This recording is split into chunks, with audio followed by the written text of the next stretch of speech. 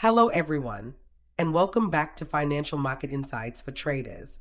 I'm your host, Sophia. Today, I want to take you through a deep dive into one of the most important themes shaping global markets right now, and that is the Europe Macro Outlook 2026. There's a big question sitting at the center of everything we are seeing. Is Europe moving toward recovery, or is it drifting into a longer period of stagnation? Now, the honest answer is that it's not a simple binary outcome. Europe right now is in a transition phase. It's not in crisis, but it's also not experiencing strong growth. Instead, what we are seeing is a mix of resilience in some areas and ongoing pressure in others. And for traders and investors, this kind of environment is where understanding the details really matters. Let's start with growth, because that's the foundation of everything. Coming into 2026, Europe has managed to avoid a deep recession. That's important because there were real concerns about contraction over the past couple of years. But avoiding recession doesn't mean the economy is strong. What we are seeing instead is slow, uneven growth. Germany is a key part of this story. It has traditionally been the economic engine of Europe, but right now it's under pressure. Its economy relies heavily on manufacturing and exports, and both of those areas are struggling. Global demand has been weaker, energy costs are still relatively high, and some of its core industries, like automotive and chemicals, are going through structural changes. France is in a slightly better position. Consumer spending has held up, supported by stable employment, but even there, growth is modest. It's not strong enough to pull the region forward in a meaningful way.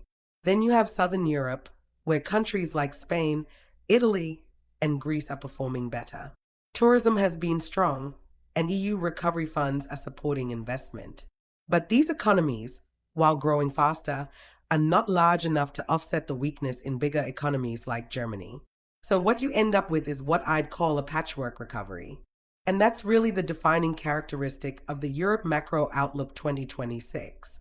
Growth exists, but it's uneven and fragile. Now let's talk about inflation, because this has been one of the biggest drivers of policy and market behavior. The good news is that inflation has come down from the highs we saw in previous years.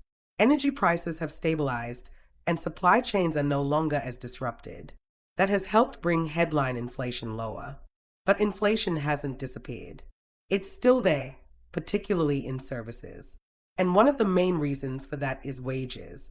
Labor markets are still relatively tight, and workers are pushing for higher pay. Businesses are then passing those costs on, which keeps prices elevated. Housing is another factor. Rent increases and higher mortgage costs are still putting pressure on households. So even though inflation is lower than before, it still feels persistent. For anyone watching the Europe Macro Outlook 2026, inflation is no longer the main crisis, but it's still a key variable. It continues to shape expectations around interest rates and market direction. And that brings us to monetary policy. The European Central Bank is now in a very delicate position. After raising interest rates aggressively, the focus has shifted to when and how to ease. But the ECB is moving cautiously. Markets expect rate cuts, but not quickly. Policymakers want to be sure inflation is under control before making big moves. If they cut too early, inflation could come back. If they wait too long, they risk slowing the economy even further. Right now, borrowing costs are still high. That affects everything from mortgages to business investment. Credit conditions are tight, and that feeds into slower growth. For traders, this is where things get interesting. Small changes in central bank messaging can move markets significantly. Timing becomes critical. Understanding when policy might shift and how markets are positioned around that can make a huge difference. If you want to stay ahead in this kind of environment, you really need the right tools. You can start using this cutting-edge, user-friendly trading platform here at crystalballmarkets.com/platform.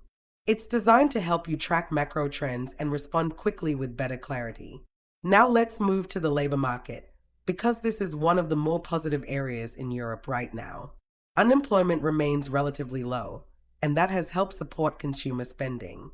People are still earning, still spending, and that's prevented a sharper slowdown.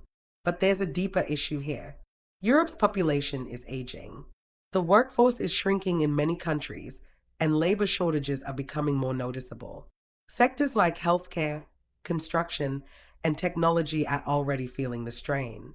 So while the labor market is currently strong, it also highlights a structural challenge that could limit growth over time. This is something that doesn't get resolved quickly, and it plays directly into the long-term outlook. Now let's talk about energy, because this is another major piece of the puzzle. Europe has been going through a significant energy transition. There's been a clear push toward renewables and reducing dependence on external energy sources. This is necessary, especially from a strategic and environmental perspective, but it comes with costs. Energy prices are still relatively high compared to other regions like the United States. That creates a disadvantage for European industries, especially manufacturing. Some companies are already adjusting. They are rethinking supply chains and, in some cases, moving production to more cost-effective regions. At the same time, this transition is creating new opportunities. Investment in renewable energy, infrastructure, and green technology is growing. So again, you have this balance between short-term pressure and long-term potential.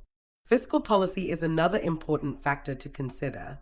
Governments have supported their economies heavily over the past few years, but now there's less room to do that. Debt levels are high, and there's increasing pressure to be more disciplined with spending. EU-level programs are still providing support, especially for long-term projects like infrastructure and green energy. But these are gradual investments. They don't provide the immediate boost that broader stimulus once did. So fiscal policy is becoming less of a growth driver, and that adds another layer of constraint to the overall outlook. We also have to look at global influences, because Europe doesn't operate in isolation. Slower growth in China is reducing demand for European exports, which matters a lot for manufacturing-heavy economies. On the other hand, the United States is still relatively resilient, which provides some support. Then there's geopolitics. Any escalation in global tensions can disrupt supply chains, impact energy markets, and shift investor sentiment very quickly. If you want to build a clearer understanding of how all these global dynamics connect, you can listen to this beginner-friendly podcast here at iss.com/podcast/crystalballmarkets. It breaks down trading, investing, and macro trends in a very practical way. Now, when we look at financial markets, what we are seeing is cautious optimism. Investors are not broadly bullish, but they are selectively looking for opportunities. Sectors like technology, renewable energy, and defense are attracting attention. At the same time, more traditional sectors are facing ongoing challenges. Bond markets are also reacting to expectations around interest rates. Even small shifts in policy expectations can move yields significantly. So this is not a market where you can just follow broad trends. It's a market that requires precision, awareness, and adaptability. And that really brings us to the key question again: stagnation or recovery? The reality is that it's a mix of both. The Europe Macro Outlook 2026 points to a slow and uneven recovery rather than a strong rebound. Europe is stabilizing, but it's not accelerating. Growth is modest. Inflation is easing but still present. Policy is cautious, and structural challenges remain. There are risks. Inflation could stay higher for longer. Global demand could weaken further. Energy costs could remain elevated. Political uncertainty could increase. But they are also opportunities. Inflation could fall faster than expected. Consumer spending could remain resilient. Investment in innovation could pick up. Global trade could stabilize. So as a trader, the most important takeaway is this: you need to stay informed, stay flexible, and pay attention to both the big picture and the small details. Because in an environment like this, it's often the subtle shifts that create the biggest opportunities. That's all for today. Thanks for listening to Financial Market Insights for Traders. I'm Sophia, and I'll see you in the next episode.